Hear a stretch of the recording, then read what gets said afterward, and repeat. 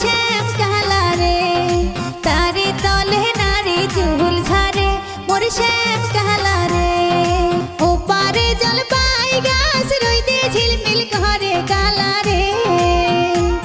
अरे तारे तले नारी चुल झारे मोर श्याम कहला रे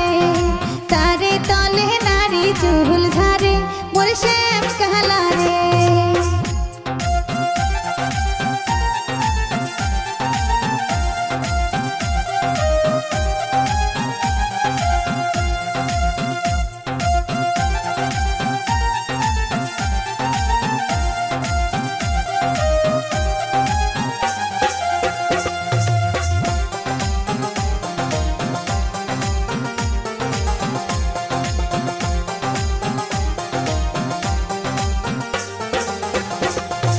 पीरित ज्योति करते जाओ बाड़ीर पाशेर दौलत जाओ रे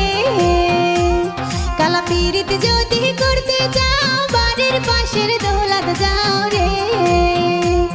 ओरे शाहात तुलिते हबो देखा देखी मोर श्याम कहला रे शाहात तुलिते हबो देखा देखी मोर श्याम कहला रे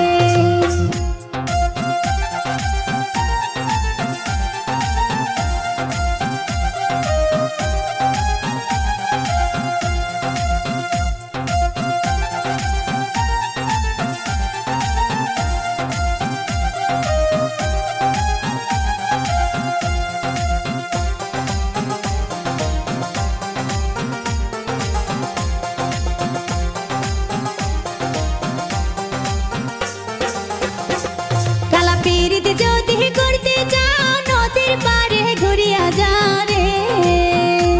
काला पीरित ज्योति करते जाओ नदीर पारे घुरिया जाओ रे ओरे गाँव धुइते हबो देखा देखी मोर श्याम कहला रे गाँव धुइते हबो देखा देखी मोर प्राण कहला रे ओ पारे जल पाई गाछ रोइते झिलमिल करे काला रे तारे तले नारी चुल झारे मोर श्याम कहला रे।